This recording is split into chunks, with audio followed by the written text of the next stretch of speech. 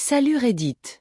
Je viens d'accoucher à l'hôpital public, à Paris, service maternité du 13, odeur de gel hydroalcoolique, néon blafard, pleurs de bébé en fond. Ça devrait être la période la plus douce de ma vie, franchement. Mais au lieu de flotter sur mon petit nuage, je rumine. Je rembobine tout ce qui s'est passé avec mon mari, Thomas, et surtout avec son père, Gérard. Je tape ce poste pendant que ma fille roupille contre moi. Et j'ai le cœur qui serre parce que je me revois dans toutes ces scènes où j'aurais dû être portée, soutenue, et où j'ai eu l'impression d'être jugée comme un repas de famille tendu un dimanche midi. Gérard, mon beau-père, est de ceux qui sont restés bloqués dans leur époque. Pas vintage sympa, non. 1950 version manuelle de bonne épouse. Il a ce ton professoral qui assomme la table à chaque remarque. Les hommes décident, les femmes obéissent, point. Il a toujours une vanne pour me piquer, l'air de rien. Tu sais, une vraie blanquette, ça mijote, c'est pas du Uber Eats, les robes, c'est plus féminin, non, on sert son mari d'abord, ça se perd ces choses-là. Au début, j'essayais de répondre calmement, puis j'ai laissé tomber. Tu ne fais pas changer de religion un prédicateur sur son propre autel, et chez lui, la nappe est toujours déjà mise pour le sermon. Thomas, comment dire? Ce n'est pas un mauvais gars, je vous jure. Il peut être tendre, marrant, attentionné, le genre à me ramener une chocolatine, un pain au chocolat quand je bosse tard. Mais face à Gérard, c'est comme s'il redevenait un collégien attendant la note de son prof principal. Il se ratatine. Il s'aligne. Parfois, il posait des limites, timides mais réelles. Papa, on se mêle de nos affaires. Et moi, ça me suffisait pour croire qu'avec la paternité tout ça s'apaiserait.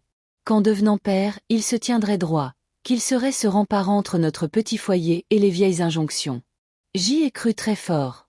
Je suis tombée enceinte au début de l'automne, quand Paris sent encore un peu la chaleur des façades et que les feuilles du square commencent à craquer sous les pas. Au début, je flottais. Puis la réalité m'a littéralement coupé les jambes. Des nausées carabinées, pas juste le matin, toute la journée, toute la nuit, sans prévenir. J'ai appris à repérer silencieusement la poubelle la plus proche dans chaque pièce. Mes trajets de RER sont devenus une loterie. Est-ce que je vais descendre à la prochaine station pour respirer ou est-ce que je serre les dents jusqu'au bureau? Au-delà du cap du premier trimestre, quand on te dit que ça va mieux normalement, chez moi ça n'allait pas mieux. Et puis est tombé le diagnostic, diabète gestationnel. Le mot diabète m'assied. On t'explique calmement, façon infirmière de PMI qui a tout vu. Ce n'est pas ta faute, ça arrive, on va surveiller. Sauf que dans la pratique, ton cerveau bascule en mode contrôle total. Glycémie capillaire plusieurs fois par jour avec ce petit lecteur qui bip, carnet de suivi, appli sur le téléphone pour noter ce que tu avales. On m'a appris à peser le pain, à scruter les fruits, à négocier avec les pâtes comme si c'était des ennemis jurés. Fini les desserts du dimanche chez ma belle famille, la fameuse tarte aux pralines de Lyon, merci bien. Adieu le petit croissant du samedi matin. Je connaissais les IG comme d'autres connaissent les playlists de rap. Et les envies. Les envies absurdes. Je voulais des cornichons à 3 heures du matin, des tomates à 5 heures, puis plus rien. Mon corps n'était plus mon corps. Mes pieds ont doublé de volume, j'exagère à peine. J'ai fini par porter des baskets une pointure au-dessus, lacées à l'agonie. Mes chevilles ressemblaient à des manchons de doudoune. Le soir, j'enfilais des bas de contention qui me donnaient l'air de partir faire une course de fond pour seniors. La nuit, j'avais ce mal de dos sourd qui grignote tout, le matelas, le coussin d'allaitement, la couette calée entre les genoux, j'ai tout essayé. Je m'endormais par morceaux, je me réveillais en apnée, fatiguée d'avoir essayé de dormir. À la maison, j'essayais de garder le cap. La sage-femme du secteur PMI du 13 des femmes en or me répétait « On ajuste, on n'est pas là pour vous punir ». La diabéto à l'hôpital public a calé un suivi carré.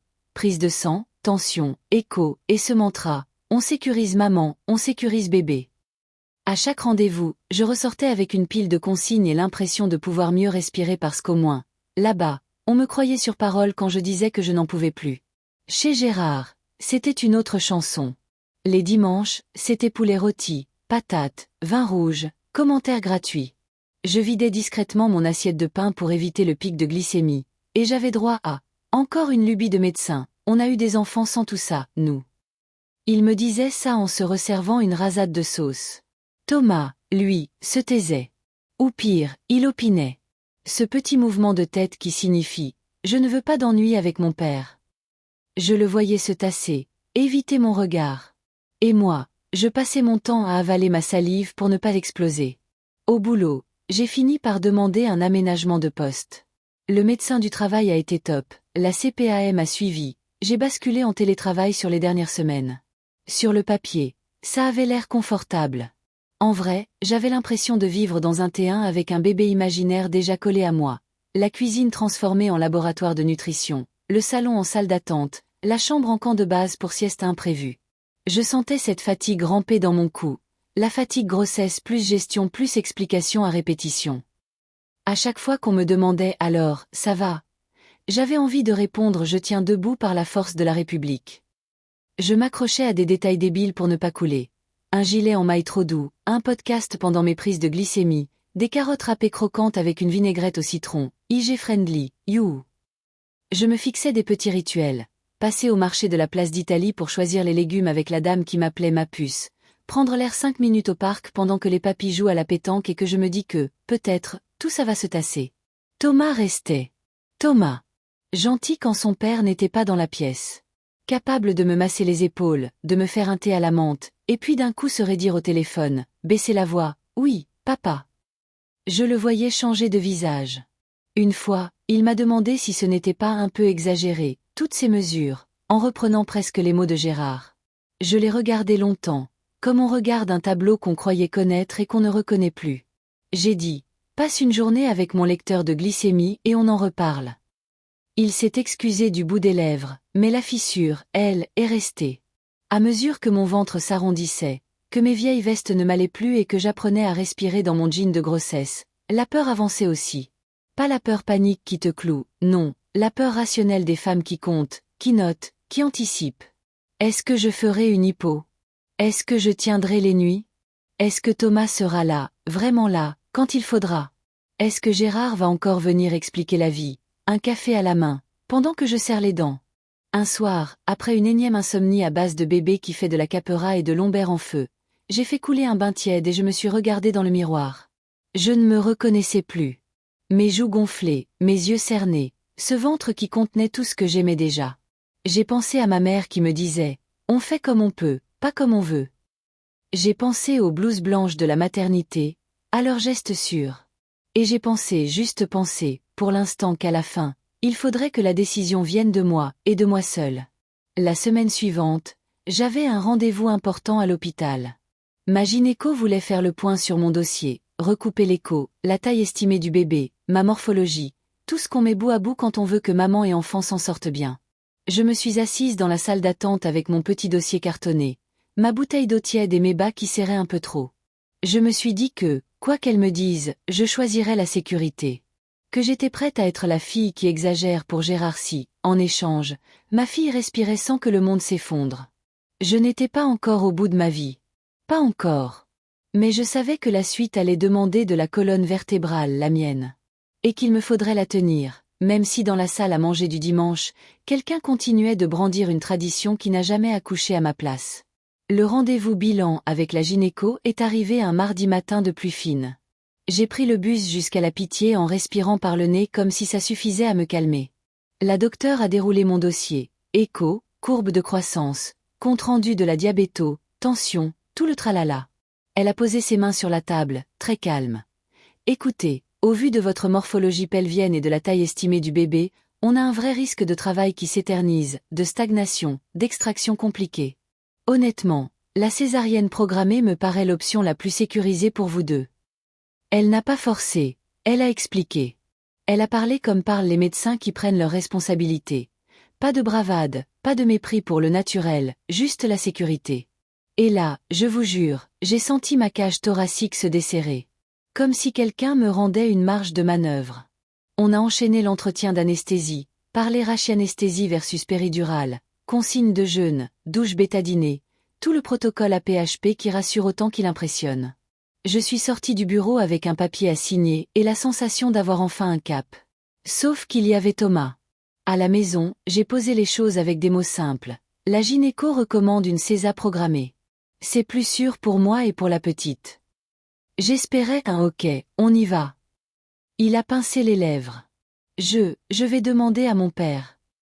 Au début, j'ai cru qu'il plaisantait. J'ai attendu le sourire. Il n'est pas venu.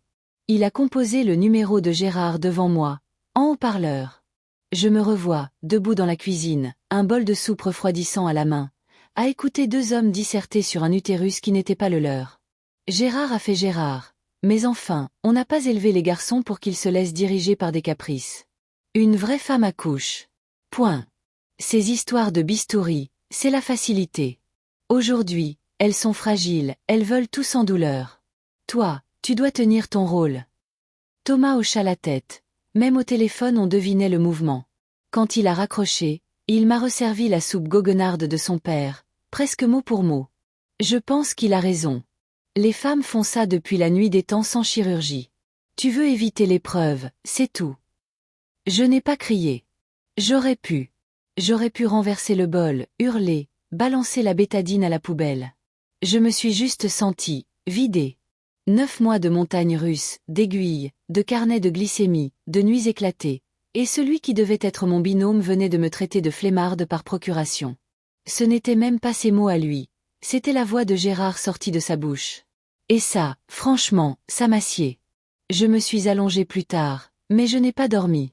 Dans le noir, j'ai pensé à ma mère qui dit toujours, à la fin, c'est toi et ton corps.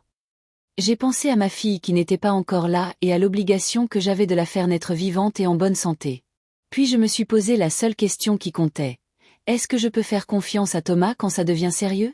La réponse est arrivée toute seule. Non. Alors j'ai décidé. Le lendemain, j'ai rappelé la docteure.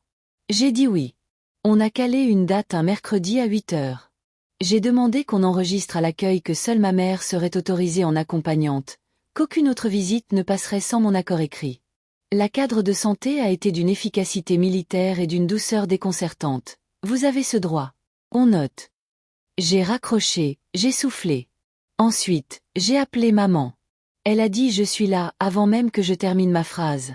Elle a posé des jours, réorganisé ses patients, elle était soignante et m'a fait une liste. Chemise de nuit ouverte devant, serviette, culotte filet, savon doux, body un mois, bonnet. On a préparé la valise maternité comme si on partait en vacances à l'hôpital. À Thomas, je n'ai plus donné de calendrier. Je n'ai pas menti, j'ai juste arrêté d'informer.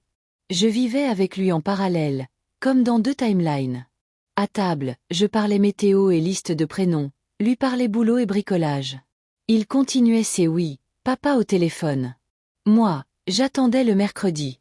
Le matin venu, maman m'a récupéré au pied de l'immeuble, sa Clio qui sentait l'assouplissant et le café. On a pris le périph' en silence, on a attrapé la file à l'entrée des admissions. Bracelet code-barre, dossier patient, étiquette au nom de la petite, blouse et Charlotte, douche bétadinée qui te donne l'impression d'être un homard. La sage-femme m'a prise par le bras, on y va tranquillement. Salle de préau, anesthésiste sympa, check de la glycémie, on cause respiration, vous allez sentir des tiraillements, pas de douleur, champ stérile jusqu'à mon menton. Maman, en blouse, m'a pris la main et m'a murmuré des trucs idiots pour me faire rire. J'avais peur, mais c'était une peur propre, contenue, entourée de professionnels qui savent exactement quoi faire. La rachis est montée comme une vague tiède. On m'a tiré, appuyé, on m'a prévenu, ça pousse un peu sur le diaphragme. J'ai regardé le néon et j'ai pensé à toutes les femmes passées sur cette table. Puis il y a eu ce cri. Sec. Neuf. Sauvage.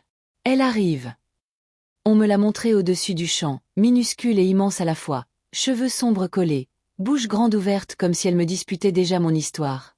Le pédiatre a annoncé un score d'Apgar comme s'il lisait un 10/10 à la fin d'un contrôle. J'ai pleuré sans bruit. Maman aussi. J'avais l'impression qu'on me recousait l'âme en même temps que le ventre. En salle de réveil, on me l'a posé contre la peau, ce poids léger qui t'ancre plus fort que n'importe quelle parole. Les mains encore tremblantes, j'ai pensé bêtement à Gérard, à sa voix sûre de lui, à ses phrases qui claquent comme des portes de placard, à son monde où la souffrance des femmes est un rite d'entrée obligatoire. Et j'ai su que je ne pouvais pas laisser ce monde rentrer chez moi. Pas avec elle dans mes bras. L'idée m'est venue là, entre 2 bibes du scope et le parfum de maman qui sent la lessive. Une carte. Un signe clair, propre, indiscutable. Maman a filé à la boutique du hall, a ramené une carte blanche, un tampon encreur, un stylo. J'ai pris le pied de ma fille, si petit qu'il tenait dans ma paume comme un secret, et je l'ai pressé délicatement sur l'encre puis sur le papier. Une trace parfaite, minuscule, irréfutable. Elle était là, Elle existait, elle avait pris sa place. En dessous, j'ai écrit, sans trembler, « Merci d'avoir fait de votre fils un perdant célibataire à 35 ans. » Pas d'insulte, pas de roman. Une phrase. La mienne. On a glissé 2 cartes identiques dans 2 enveloppes. Maman est descendue jusqu'à la poste du coin, a collé des timbres Marianne, a déposé les lettres comme on dépose un fardeau au guichet. Quand elle est revenue, j'ai senti pour la première fois depuis des mois que la pièce s'aérait. Ce n'était pas de la vengeance. C'était une clôture. Un panneau sens interdit planté à l'entrée de ma nouvelle vie. Ici, c'est la sécurité qui décide, pas la nostalgie virile des autres. Je suis restée là, à compter les petits soupirs de ma fille, à regarder ses doigts s'ouvrir comme des fleurs ridicules. Le téléphone de la chambre vibrait en sourdine sur la table roulante. Je l'ai retourné, écran face contre le plastique. Dehors, il pleuvait encore. Dedans, pour la première fois, je n'avais plus froid. Le lendemain de la naissance, les cartes postées, j'ai rallumé mon téléphone. J'avais des dizaines de notifications. Thomas, d'abord, comment t'as pu, tu m'as volé mon rôle de père, réponds. Pas un comment tu vas, pas un et la petite. Juste le contrôle. Gérard, ensuite, version message vocal de bistrot. On n'éclate pas une famille pour un caprice de princesse et des lubies de médecins modernes. J'ai coupé le son. Ma fille dormait sur moi, chaude comme un petit pain sorti du four, et j'ai décidé que mon calme valait plus que leur tempête. Ils n'ont pas supporté le silence. Le soir même, Thomas a débarqué à la maternité. Je l'ai su parce que les infirmières sont venues vérifier le bracelet d'accès et m'ont dit, tout en douceur, votre conjoint insiste à l'entrée. Vous avez noté accès refusé. On s'en occupe. J'entendais sa voix portée dans le couloir. C'était ma femme. C'est mon enfant. Le mont claquait comme un panneau propriété privée. 2 agents de sécurité l'ont raccompagné à l'extérieur. Pendant ce temps, je respirais sur le rythme de ma fille. Je sentais ses doigts s'agripper à ma blouse. J'ai compris que ce n'était pas l'amour qui parlait, c'était l'habitude d'avoir le dernier mot. Quand l'APHP m'a donné le feu vert, je suis sortie avec maman. Sa Clio nous a ramenés à Ivry, chez elle, un 2 pièces propret qui sent la cire d'abeille. Elle avait déjà installé un berceau prêté par une voisine, une table allongée improvisée sur la commode, des draps qui sèchent sur le radiateur. Elle a pris des jours à l'EHPAD où elle bosse, a collé un mot ne pas déranger à la porte, et m'a servi une soupe de légumes à pleurer de gratitude. Les premières nuits ont été rudes, lait qui monte, douleur de la césa qui tire, hormones en montagne russe. Par moments je me suis sentie tassée, fêlée, traversée. Maman a tenu la barque, à la vieille manière. Toi, tu manges. Moi, je berce. Elle posait des bouillottes sur mon ventre, vérifiait ma glycémie, notait les tétés. Dans ce cocon-là, j'ai recommencé à me sentir vivante. Thomas, lui, alternait. Un texto suppliant, je t'aime, reviens, on va y arriver. Un texto au vitriol, tu m'as humilié devant mon père, tu vas payer. Puis plus rien, puis une rafale de points d'exclamation. Jamais une excuse claire pour m'avoir traité de flemmarde par procuration. Jamais un j'ai merdé. Gérard a laissé des messages d'une violence tranquille. Une vraie épouse reconstruite. Elle ne détruit pas sa famille en récitant les slogans de la CAF. La CAF, vraiment? Je n'ai même pas répondu. Ce n'était pas féminisme vs tradition. C'était sécurité médicale vs égo froissé. J'ai pris rendez-vous avec une avocate en droit de la famille, maître Benyamina, cabinet au métro Crimée, regard franc, dossier impeccable. Je lui ai raconté tout, depuis les nausées jusqu'au couloir où Thomas hurlait. Elle m'a écouté sans m'interrompre, puis a posé un stylo. On va saisir le juge aux affaires familiales au tribunal judiciaire de Paris pour fixer la résidence de l'enfant, l'autorité parentale, et les modalités de visite. Vous n'essayez pas de l'évincer, vous sécurisez. On fera constater qu'il n'était pas présent volontairement à la naissance et que ses réactions sont instables. Vos pièces médicales parleront pour vous. Elle m'a expliqué calmement que la justice française préfère la coparentalité, mais qu'on tient compte du réel, stabilité, logement, capacité à s'occuper d'un nourrisson. On ne joue pas au cow-boy avec un bébé. J'ai soufflé. Je n'étais plus seule. Lors de la première audience au JAF Batignolles, couloir beige, famille qui murmure, Thomas est venu avec Gérard.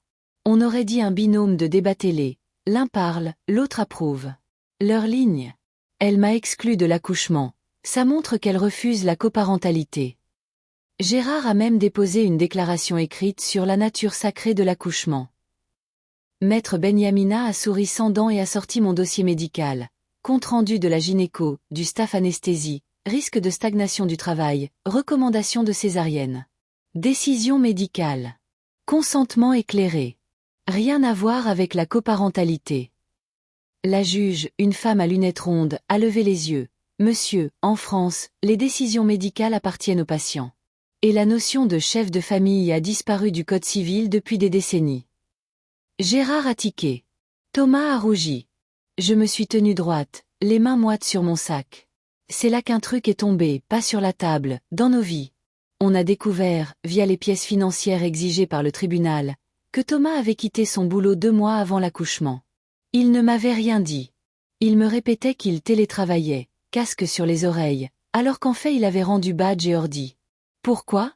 Parce que sa chef avait été promue et que Gérard lui avait conseillé de ne pas se laisser commander par une femme. Depuis, Thomas squattait chez ses parents à Levallois, jouait sur sa console pendant que moi je trimballais mon ventre à mes rendez-vous. La juge a noté, absence d'emploi, logement instable, influence manifeste du grand-père. On aurait dit un compte-rendu de stage raté. Le JAF a tranché provisoirement, résidence de l'enfant chez moi, droit de visite de Thomas dans un espace rencontre 2 heures par semaine, encadré par des professionnels. Elle a aussi imposé que toute communication passe par une application de coparentalité validée par le tribunal. Ça laisse des traces, ça apaise. Maître Benyamina m'a glissé. Ne répondez plus en direct. On reste carré. Évidemment, ils ont cru pouvoir contourner. D'abord, Gérard a tenté une plainte baroque. Madame est mentalement instable, elle a choisi une césarienne, donc elle est incapable. Il a joint des impressions d'articles fumeux sur le vrai accouchement sans intervention. La juge a balayé en 2 phrases. Pseudoscience. Le tribunal n'est pas un forum. Ensuite, Thomas a déposé en référé une demande des urgences pour obtenir des visites non surveillées. Urgence de quoi ? Il n'avait aucune pièce, aucun fait nouveau, juste des tirades sur le lien père-fille qu'elle sabote. Rejeté net. La juge les a même avertis. À force de motions farfelues, il risque des sanctions pour procédure abusive. Maître Benyamina a levé un sourcil. On ne provoque pas la justice comme on provoque un serveur dans un PMU.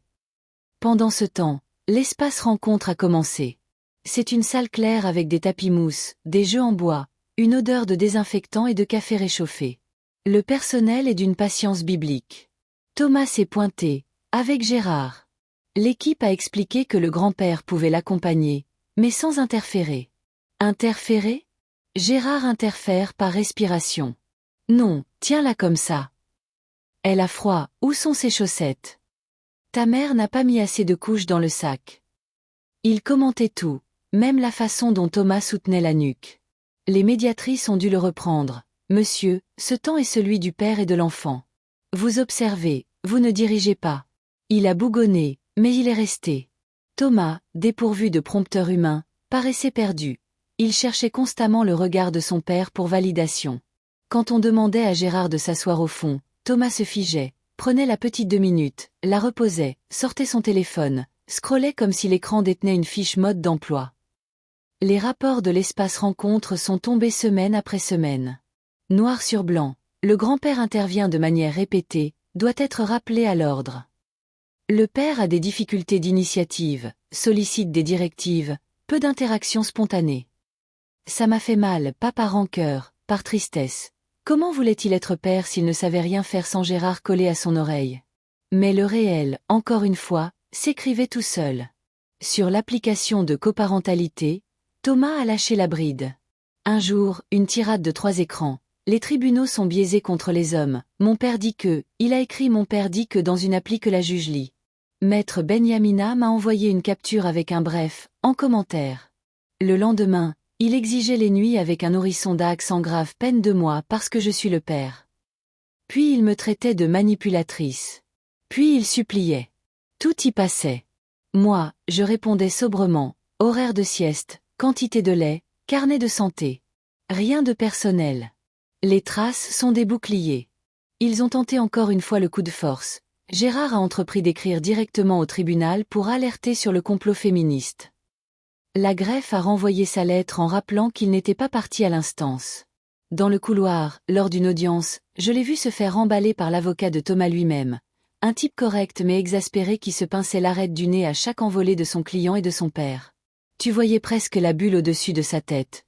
Pourquoi j'ai accepté ce dossier? Au bout d'un mois, l'espace rencontre a posé une limite. Gérard ne mettrait plus les pieds pendant les visites. C'était ça ou le veto total. Ils ont choisi d'obéir. Première séance père-fille sans grand-père. Thomas s'est assis sur le tapis, a fait glisser son pouce sur son écran, a jeté des œillades à la petite. Je ne sais pas quoi faire. Les médiatrices l'ont guidé, comment tenir, comment bercer, comment parler doucement. Il a tenu 10 minutes, puis 15. La fois d'après, il est arrivé en retard. La fois suivante, il n'est pas venu. Il a prétexté un rhume. Puis un entretien d'embauche. Puis plus rien. Le centre a consigné, absence répétée, pas de motif recevable. Maître Benyamina a déposé les rapports. La juge a regardé Thomas droit. Voulez-vous voir votre fille, oui ou non? Il a lancé un monologue sur le rôle du père qu'on méprise désormais. A glissé mon père dit que encore une fois. La juge l'a coupé. Être père, c'est faire. Pas disserter. Vous avez 2 heures par semaine et vous n'y êtes pas. Son visage s'est fermé comme un rideau. Une dernière chance lui a été laissée. Il ne l'a pas saisie. Entre-temps, Gérard m'a envoyé un courrier recommandé où il parlait de droit des grands-parents. Article 371 à 4 du Code civil, j'ai googlé. Maître Benyamina a haussé les épaules. Il peut demander à maintenir des relations, pas à diriger les soins, et certainement pas à passer au-dessus des règles du JAF. Avec ce dossier, qu'il tente il se plantera. Je n'ai pas répondu. Je donnais le bain à ma fille en chantant faux. La mousse sentait la fleur d'oranger. Il y a des priorités. C'est là que j'ai vu le motif répété, comme un imprimé trop voyant. À chaque fois qu'ils essayaient de me coincer, un référé mal ficelé, une envolée pseudo-scientifique, un rapport moralisateur, il ne faisait que s'exposer. Plus il parlait, plus le réel se rangeait de mon côté. Moi, je tenais ma ligne. Je dormais par tranches, je faisais mes contrôles glycémiques, j'envoyais des photos de la petite à maman quand elle était en poste de nuit, je remplissais l'appli de coparentalité de données concrètes. Et surtout, je posais une frontière nette. Chez moi, on protège. Chez moi, on ne théorise pas la douleur des femmes. Chez moi, on ne confie pas un nourrisson à un homme qui a besoin d'un prompteur vivant pour savoir tenir une tête. Un jour, en ressortant du tribunal, j'ai levé la tête. Le ciel de Paris tirait vers le bleu, la lumière d'hiver grignotait les façades. J'ai pensé à la carte avec la petite empreinte posée maintenant sur la commode d'Ivry, coincée entre un flacon de sérum Phi et un paquet de couches. Je me suis dit que j'avais choisi. Pas contre Thomas. Pour ma fille. Pour moi. Et que, franchement, ça devait être ça, être adulte. Signer le papier qui te rend la paix, même si ça casse le décor. À partir de là, tout s'est mis à basculer comme un meuble mal monté qu'on n'a plus la force de redresser. L'espace rencontre a fini par poser la seule limite qui tienne. Gérard, interdit de séjour pendant les visites. C'était noir sur blanc, expliqué poliment mais fermement par la médiatrice. Monsieur, votre présence perturbe la relation père-enfant. À partir de maintenant, vous n'assistez plus. Je pensais que Thomas allait serrer les dents, se retrousser les manches et prouver qu'il pouvait être père sans souffleur. Le premier mercredi en solo, il s'est assis sur le tapis, a tripoté son smartphone et a jeté des regards furtifs à notre fille comme si c'était une énigme échappée d'un escape game. La médiatrice lui a soufflé des choses très simples, parler doucement, soutenir la nuque, proposer un hochet, bercer sur le côté. Il a hoché la tête, a tenu 10 minutes, puis a levé les yeux vers la porte, comme s'il espérait voir la silhouette de Gérard se découper dans le chambranle pour lui dicter la suite. La semaine d'après, il est arrivé en retard à cause du métro. Celle d'après, il a prétexté un rhume. Puis il n'a plus prétexté du tout. Absence. Absence. Absence. Les comptes rendus du centre s'alignaient comme les tickets d'un vieux guichet. Peu d'initiative, recherche de validation extérieure, difficulté à interagir sans directive, puis absence non justifiée. Maître Benyamina a fait ce qu'elle sait faire. Un dossier propre, chronologique, avec pièces à l'appui. Au GIAF, la juge a regardé Thomas droit dans les yeux. « Monsieur, vous voulez voir votre enfant, oui ou non ?» Il a soupiré, a parlé du rôle du père méprisé dans la société, a lâché un « mon père dit que ». La juge l'a coupé net. Être père, c'est agir. Vous aviez 2 heures par semaine, encadrées, sécurisées. Vous n'y étiez pas. On aurait dit qu'on lui avait retiré le pupitre qui le tenait debout. Il s'est affaissé, vexé mais surtout vide. Sur l'application de coparentalité, il a continué à se dévoiler sans filtre. Une nuit, j'ai reçu un pavé où il me reprochait d'avoir détruit l'instinct paternel. Le matin même, il exigeait des nuits complètes avec un bébé de 3 mois parce que c'est mon droit. L'après-midi, il implorait « Je te jure que je peux apprendre ». Je répondais pratique et sec, heure des biberons, état de santé, carnet de vaccination, horaire de sieste. Rien d'autre. La trace. La preuve. Le réel. Pendant ce temps, Gérard s'est fendu d'un recommandé branlant sur les droits sacrés des grands-parents. Maître Benyamina a haussé un sourcil amusé. Article 371 à 4. Oui, le maintien des liens est possible, mais là il n'y a ni demande loyale ni cadre. Et surtout, ce n'est pas à lui de piloter. Elle a posé la lettre sur la pile. Parfois, on n'a vraiment rien d'autre à faire que laisser les gens s'enliser dans leur certitude. Puis, d'un coup, le bruit a cessé. Plus de vocaux outrés de Gérard, plus de salves de messages tout en majuscules de Thomas. Un mercredi, le centre a noté non-présentation sans motif, le suivant, pareil, au 3e, la juge a envoyé une dernière sommation. Les visites supervisées sont maintenues 3 mois. À la prochaine absence non justifiée, suspension. Thomas n'est pas venu. Pas un mot. Rien. Un silence compacte, presque absurde, après des mois à m'arracher l'oxygène de la tête avec leurs sermons. J'ai compris à ce silence-là qu'il ne se battait pas pour être père. Il se battait pour ne pas perdre la face. Et ça, la justice ne le distribue pas. Le verdict est arrivé comme un courrier recommandé que tu sais inévitable. Divorce prononcé, résidence habituelle de l'enfant fixée chez moi, pension alimentaire symbolique au vu de sa situation, autorité parentale conjointe conservée, parce qu'en France, la fiction légale aime encore l'idée d'un duo, mais droit de visite suspendu indéfiniment tant qu'il ne prouve pas un minimum de stabilité, emploi, logement, et cerise très rationnelle. Des cours de parentalité à valider. Je ne me fais pas d'illusions, tant qu'il confondra pouvoir et présence, rien ne bougera. Il n'a d'ailleurs même pas assisté aux 2 dernières audiences. Son avocat est venu seul, l'air de celui qui dépose des clés dans une boîte aux lettres en sachant que derrière la porte, personne ne vit réellement là. Je suis sortie du tribunal judiciaire de Paris un jeudi froid avec ma fille dans l'écharpe et ce calme bizarre qui suit les grands orages. Maman m'attendait au café d'en face avec 2 chocolats chauds et un demi-sourire. On n'a pas sabré le champagne, on a juste respiré. Rentré à Ivry, on a rangé les papiers dans un classeur marqué justice. Ça m'a fait rire de le voir coincé entre santé et impôts et on a repris la danse de nos petits gestes. Bain, body propre, sérum fille, histoire débile chuchotée au creux d'une oreille minuscule. Je ne sais pas si on appelle ça gagner. Mais on appelle ça vivre, et ça me suffit. Il restait une pièce à retourner dans ce puzzle involontaire. Monique, ma belle-mère. Je l'avais toujours vue comme un meuble discret recouvert d'un apron. Présente, silencieuse, immobile. Un après-midi, elle m'a appelé d'une voix que je ne lui connaissais pas, une voix un peu tremblée, un peu rieuse, un peu coupable. Je voulais te dire, et te demander pardon de ne pas avoir parlé avant. Elle a déballé, d'un jet, ce qu'elle avait porté pendant des années, les injonctions de Gérard, les remarques, la maison tenue comme un ministère, les repas prêches, la honte d'oser respirer autrement. Et puis, son accident récent. J'ai pensé à un vase cassé, à une valise faite en douce. Non. Monique a fait mieux ou pire, selon les sensibilités. Un soir où Gérard est rentré ivre comme rarement, elle a ramassé, dans un sachet, une production caninement identifiable, le labrador du voisin laissant généreusement des traces dans le hall. Elle l'a déposé juste à l'entrée de leur pavillon, bien au milieu, là où la semelle ne peut pas rater. Le matin, Gérard a hurlé « Mais c'est quoi ça ?» Monique, d'un calme olympien. « Tu ne te souviens pas ? Tu as fait ça en rentrant. Le voisin t'a vu. Et tu n'arrêtais pas de crier le prénom de ton copain en disant que c'était de sa faute si tu avais mal. » Elle m'a dit ça en gloussant comme une collégienne. C'est cruel. Peut-être. C'est inventif ? Assurément. Et, surtout, ça a eu l'effet d'un sécateur sur une ronce. Depuis, Gérard parle moins fort, marche plus droit, baisse le ton au premier froncement de sourcils. La honte, même fabriquée, a parfois des vertus pédagogiques que tous les sermons n'auront jamais. Je ne sais pas si Monique a vraiment délivré un manifeste féministe à sa manière ou si elle a juste craqué en beauté. Elle s'est excusée encore, a promis de ne plus laisser faire.